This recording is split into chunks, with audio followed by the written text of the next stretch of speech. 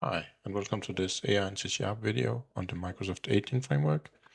Today we're not going to talk too much about the framework itself, but more about the data we give it, because there's a new data format called Toon that can save you a lot of tokens when you're using AI. So Toon stands for Token-Oriented Object Notation, and is a fairly new data representation. And here, compared to JSON, with some famous people here, you can see that in JSON we always have the name repeated here multiple times, the country, and we need the quotation marks, the colon, and stuff like that. Toons tries to be less verbose in its data structure, in that it's showing how many records it have, and then it tells the first column is name, the second column is country, the third column is sex, and this last column is type. And then it strips away everything but a comma from the data. So already here you can see much more data in the same size of data here. And this is all done to reduce token counts with an LLM. And let's see in details how much it actually can save. So I made, under the token usage samples, I used Toon to save tokens. And in here, let me show it in the package manager. I'm using a new package here called ToonNet. There's multiple Toon NuGet packages, and they're very new. Like this one have only 1,000 downloads or something like that. But there's various of them. If you just search for Toon, I found the one who had the most downloads, which is like 1,400. So again, very, very new to this. So what we can do with Toon is to convert from objects into Toon. So here I have a bunch of famous people and one made-up person that we'll search for, so the LLM cannot just use its own word knowledge. And those famous people, they are represented by this class with a name, a country, a sex, and a type. Then we can go in and make our normal chat client, and then we get our famous people. So let's set a breakpoint and run this.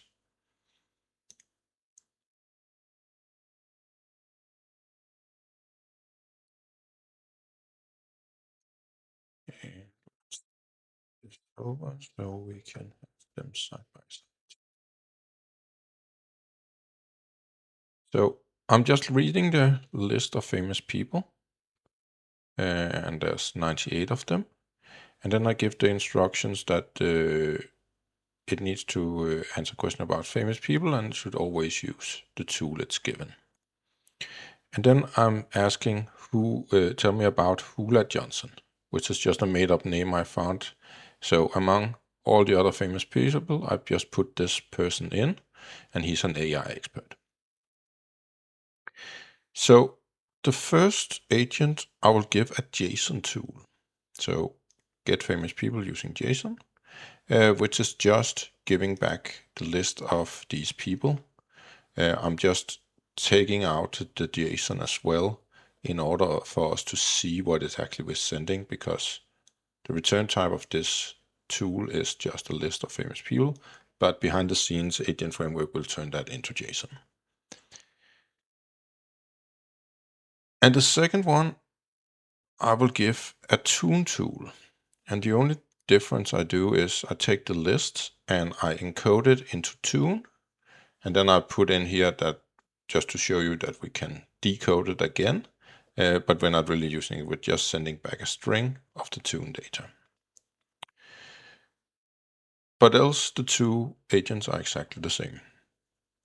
So we will see that we are asking the JSON tool first, and I have breakpoints in the two tools.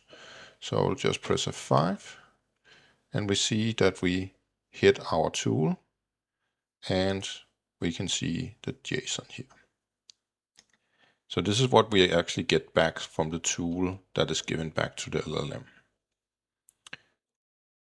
And it finds the person, of course, AI expert from Bolivia, which is what I put in. And we can see the input tokens is 3,628 because that is how many tokens the tool used. Of course, in a real life scenario, it would probably have used a RAG-based system to search for the people, but this is just for example's sake. The second part is now we are asking the Tune tool, and the Tune got the list of the people, and then it turned it into Tune, which is just the list of people, nothing special. And again, we can decode it if we want to, and it will go back. But that's not our important point here, but at some point, if we get Tune data back, we should be able to work with it that way. But we will then let it answer back. And as you can see, in the JSON version, we used 3,626 tokens for input, while in the Tune version, we only used 1,239. Our data is really, really good for Tune. If we have more complex and heavily nested JSON, the people behind Tune will actually say, then don't use Tune because it will just give overhead. But if it's a fairly flat list, like most of the time, to be honest, and in some kind of array, this really shines. So this is what we see, that we can save a lot of tokens. But we can then ask ourselves, what about the quality of the search and stuff? So the people behind Tune, which is in this GitHub repo, have made some tests about this with different retrieval of 209 data across 4 different models. And what they saw was that not only did Tune use least tokens, in their case less of a benefit than us, but that's just because of other data, but it's also giving the highest accuracy.